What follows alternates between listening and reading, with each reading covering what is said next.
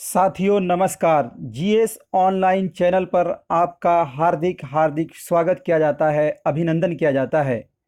इस वीडियो में आज हम क्लास 12 यानी 12वीं कक्षा के जो मोस्ट वीवीआई इम्पोर्टेंट इतिहास के ऑब्जेक्टिव क्वेश्चन हो सकते थे, उस सभी को इस वीडियो में हमने जमा किया है और उस पर डिस्कशन करेंगे।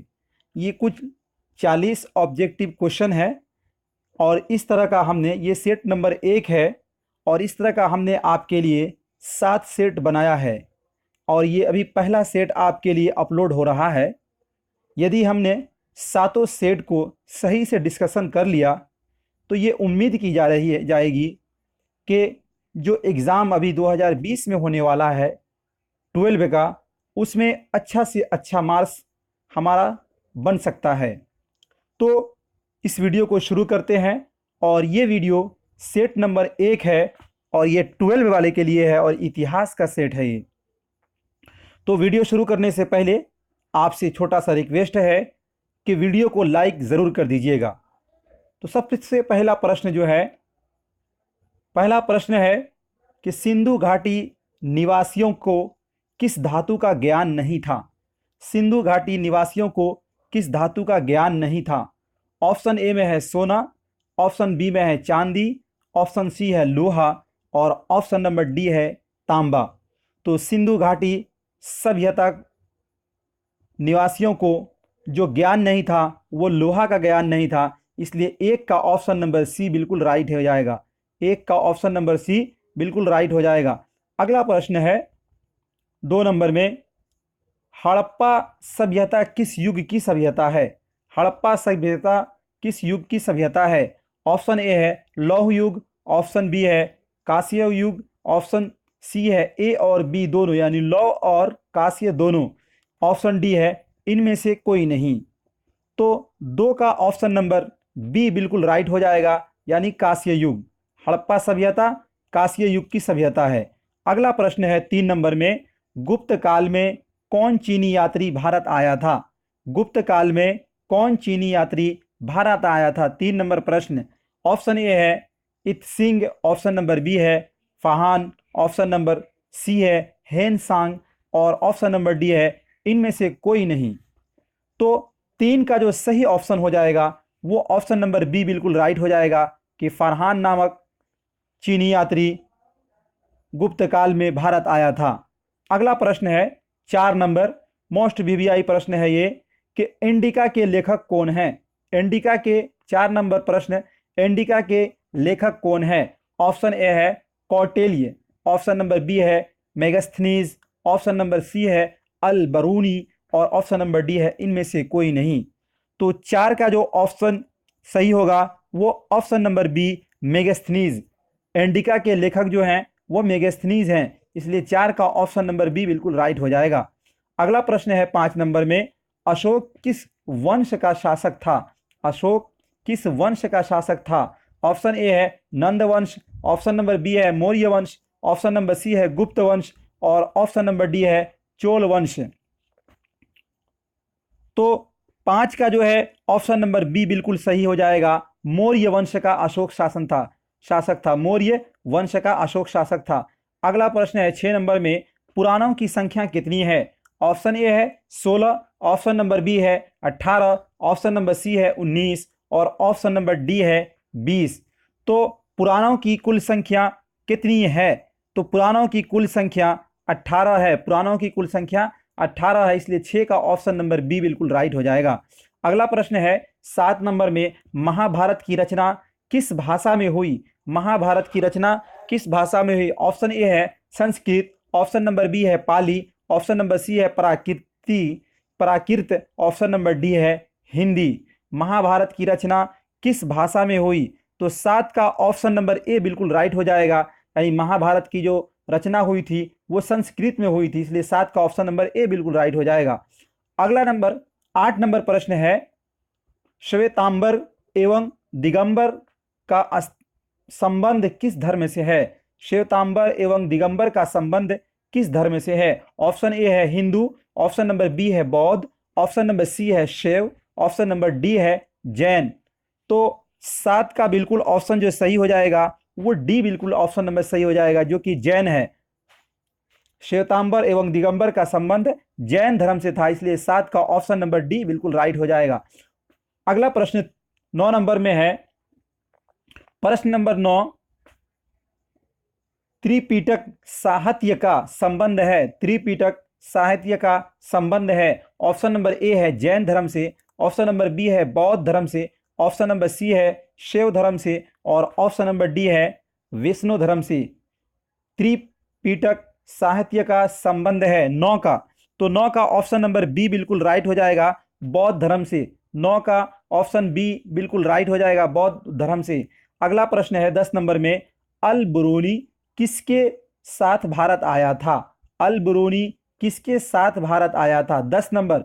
तो ऑप्शन ए है Mahmud Ghori, option number B है Mahmud Ghaznavi, option number C है बाबर और ऑप्शन नंबर डी है इल्तुतमिश। महमूद अल ब्रूनी किसके साथ भारत आया था? तो 10 का ऑप्शन नंबर बी बिल्कुल राइट हो जाएगा, महमूद गजनवी के साथ भारत आया था अल ब्रूनी। अगला प्रश्न है 11 नंबर में, इब्ने बतूता ने अपनी यात्रा का विवरण किस भाषा में लिखा था? इब्ने बतूता ने अपनी यात्रा का विवरण किस भाषा में लिखा था? ऑप्शन ए है फारसी, ऑप्शन नंबर बी है उर्दू, ऑप्शन नंबर सी है अंग्रेजी और ऑप्शन नंबर डी है अरबी। तो 11 का जो ऑप्शन बिल्कुल सही होगा वो है डी, के इब्ने बतूता ने अपनी यात्रा का विवरण जो लिखा था वो अरबी भाषा में लिखा था, इसलिए ऑप्शन नंबर बी इसका राइट हो जाएगा। अगला प्रश्न है 12 नंबर में, किस शासक ने अपनी राजधानी दिल्ली से दौलताबाद परिवर्तित की?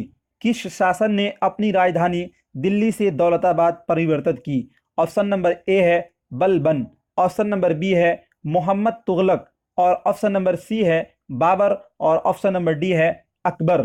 तो 12 का बिल्कुल ऑप्शन जो सही होगा वो है मोहम्मद तुगलक, इसलिए इसका ऑप्शन नंबर बी बिल्कुल राइट हो जाएगा। अगला प्रश्न है 13 नंबर में, तलवंडी किसका जन्म स्थान था? तलवंडी किसका जन्म स्थान था? ऑप्शन ए है कबीर, ऑप्शन नंबर बी है नानक, ऑप्शन नंबर सी है रैदास और ऑप्शन नंबर डी है मीरा। तो 13 का ऑप्शन नंबर बी बिल्कुल सही हो जाएगा, नानक का जन्म स्थान कहाँ था? तलवंडी था। अगला प्रश्न है 14 नंबर में, रूस में भारत विद्या का जनक किसे कहा जाता है? ऑप्शन ए है निकोलस कोंटी, ऑप्शन बी है G.S. लिविडेन और ऑप्शन नंबर सी है ए और बी दोनों और ऑप्शन नंबर डी है इनमें से कोई नहीं। तो 14 का ऑप्शन नंबर बी बिल्कुल राइट हो जाएगा, G.S. लिविडेन को रूस में भारत विद्या का जनक कहा जाता है। अगला प्रश्न 15 नंबर। साथियों, यदि वीडियो अच्छा लग रहा है तो लाइक और जरूर कीजिएगा। 15 नंबर प्रश्न है, हम्पी किस साम्राज्य में से संबंधित है? ऑप्शन नंबर ए है मौर्य, ऑप्शन नंबर बी है गुप्त और ऑप्शन नंबर सी है बहमनी और ऑप्शन नंबर डी है विजयनगर। तो हम्पी जो जिस साम्राज्य से संबंधित है वो है विजयनगर से, इसलिए इसका ऑप्शन नंबर डी बिल्कुल राइट हो जाएगा। अगला प्रश्न 16 नंबर में, तंबाकू पर किस शासक ने प्रतिबंध लगाया? तंबाकू पर किस शासक ने प्रतिबंध लगाया? ऑप्शन ए है अकबर, ऑप्शन नंबर बी है बाबर, ऑप्शन नंबर सी है जहांगीर और ऑप्शन नंबर डी है शाहजहां। तो 16 का बिल्कुल ऑप्शन सी राइट हो जाएगा, यानी जहांगीर ने तंबाकू पर प्रतिबंध लगाया था, इसलिए ऑप्शन नंबर सी इसका बिल्कुल राइट हो जाएगा। अगला प्रश्न है 16 नंबर में, आईने अकबरी कितने भागों में विभक्त है? ऑप्शन ए है 2, ऑप्शन नंबर बी है 3, ऑप्शन नंबर सी है 4 और ऑप्शन नंबर डी है 5। यानी आईने अकबरी कितने भागों में है बांटा गया है? तो 17 का बिल्कुल ऑप्शन जो सही हो जाएगा वो हो जाएगा बी के 3 भागों में आईने अकबरी को बांटा गया है। अगला प्रश्न है 18 नंबर में, दीन इलाही संबंधित है किससे? ऑप्शन ए है बाबर से, ऑप्शन नंबर बी है हुमायूं से और ऑप्शन नंबर सी है अकबर से और ऑप्शन नंबर डी है जहांगीर से। तो दीन इलाही किससे संबंधित है? तो दीन इलाही जो संबंधित है वो है अकबर से, इसलिए 18 का ऑप्शन नंबर सी बिल्कुल राइट हो जाएगा। अगला प्रश्न है 19 नंबर में, कौन मुगल बादशाह आलमगीर के नाम से जाना जाता था? कौन मुगल बादशाह आलमगीर के नाम से जाना जाता था? ऑप्शन ए है जहांगीर, ऑप्शन नंबर बी है शाहजहां और ऑप्शन नंबर सी है औरंगजेब और ऑप्शन नंबर बी है बाबर। यानी कौन मुगल बादशाह आलमगीर के नाम से जाना जाता था? तो औरंगजेब को आलमगीर के नाम से जाना जाता था, इसलिए इसका ऑप्शन नंबर सी बिल्कुल राइट हो जाएगा। अगला प्रश्न है 20 नंबर में, अकबरनामा की रचना किसने की थी? ऑप्शन ए है अमीर खुसरू ने, ऑप्शन नंबर बी है अल बरूनी ने, और ऑप्शन नंबर सी है इब्ने बतूता ने, और ऑप्शन नंबर डी है अबुल फजल ने। यानी अकबरनामा की रचना किसने की थी? तो अकबरनामा की रचना जिसने की थी उसका नाम था अबुल फजल, इसलिए इसका ऑप्शन नंबर डी बिल्कुल राइट हो जाएगा। अगला प्रश्न है 21 नंबर में, पानीपत का प्रथम युद्ध किस वर्ष हुआ था? पानीपत का प्रथम युद्ध किस वर्ष हुआ था? ऑप्शन ए है 1509 ईस्वी, ऑप्शन बी है 1526 ईस्वी, और ऑप्शन नंबर सी है 1556 ईस्वी, और ऑप्शन नंबर डी है 1761 ईस्वी। तो पानीपत का युद्ध जो हुआ था वो 1526 ईस्वी में हुआ था, इसलिए इसका ऑप्शन नंबर बी बिल्कुल राइट हो जाएगा। अगला प्रश्न है 22 नंबर में, दामिने कोह क्या है? दामिने कोह क्या है? ऑप्शन नंबर ए है भूभाग, ऑप्शन नंबर बी है उपाधि, ऑप्शन नंबर सी है तलवार, ऑप्शन नंबर डी है इनमें से कोई नहीं। तो दामिने को, दामन माने होता है दामन, और कोह माने होता है पहाड़, यानी पहाड़ का दामन। तो ये कौन सा जगह है? तो ये भूभाग है, इसलिए इसका ऑप्शन नंबर ए बिल्कुल राइट हो जाएगा। अगला प्रश्न है 23 नंबर में, अस्थाई बंदोबस्त संबंधित है, अस्थाई बंदोबस्त संबंधित है वारेन हेस्टिंग्स से, ऑप्शन नंबर बी है लिटन से, ऑप्शन नंबर सी है रिपन से, और ऑप्शन नंबर डी है कार्नवालिस से। तो अस्थाई बंदोबस्त संबंधित है, किससे संबंधित है? तो इसका ऑप्शन नंबर डी बिल्कुल राइट हो जाएगा, कार्नवालिस से। ऑप्शन अगला प्रश्न है 24 नंबर में, पुर्तगालियों ने गोवा पर कब अधिकार किया? पुर्तगालियों ने गोवा पर कब अधिकार किया? ऑप्शन ए है 1909 ईस्वी, ऑप्शन बी है 1510 ईस्वी, और ऑप्शन नंबर सी है 1512 ईस्वी, और ऑप्शन नंबर डी है 1515 ईस्वी। पुर्तगालियों ने गोवा पर कब अधिकार किया था? तो 1510 ईस्वी में किया था, इसलिए इसका ऑप्शन नंबर बी बिल्कुल राइट हो जाएगा। अगला प्रश्न है 25 नंबर में, बंगाल विभाजन की घोषणा किस वर्ष हुई? ऑप्शन ए है 1905 ईस्वी, ऑप्शन बी है 1906 ईस्वी, और ऑप्शन नंबर सी है 1911 ईस्वी, और ऑप्शन नंबर डी है 1914 ईस्वी। बंगाल विभाजन की घोषणा किस वर्ष हुई? तो बंगाल विभाजन की घोषणा जो है वो 1905 ईस्वी में हुई थी, इसलिए इसका ऑप्शन नंबर ए बिल्कुल राइट हो जाएगा। अगला प्रश्न है 26 नंबर में, राखाल दास बनर्जी को मोहनजोदड़ो के अवशेष किस वर्ष मिले? राखाल दास बनर्जी को मोहनजोदड़ो के अवशेष किस वर्ष मिले? प्रश्न नंबर ऑप्शन नंबर ए है 1920 ईस्वी में, ऑप्शन नंबर बी है 1921 ईस्वी में, और ऑप्शन नंबर सी है 1922 ईस्वी में, और ऑप्शन नंबर डी है 1923 ईस्वी में। तो 26 का सही ऑप्शन जो है वो हो जाएगा 1922 ईस्वी में राखेल दास बनर्जी को मोहनजोदड़ो के अवशेष मिले थे, इसलिए इसका ऑप्शन नंबर सी बिल्कुल राइट हो जाएगा। 26 का ऑप्शन नंबर सी बिल्कुल राइट हो जाएगा। अगला प्रश्न है 27 नंबर में, सिंधु घाटी सभ्यता में विशाल स्नानघर के अवशेष कहां से प्राप्त हुए? सिंधु घाटी सभ्यता में विशाल स्नानघर के अवशेष कहां से प्राप्त हुए? तो 27 में इसका ऑप्शन ए है हड़प्पा, ऑप्शन नंबर बी है मोहनजोदड़ो, ऑप्शन नंबर सी है कालीबंग, और ऑप्शन नंबर डी है लोथल। तो इसका सही ऑप्शन जो है वो मोहनजोदड़ो हो जाएगा, इसलिए इसका ऑप्शन नंबर बी बिल्कुल राइट हो जाएगा।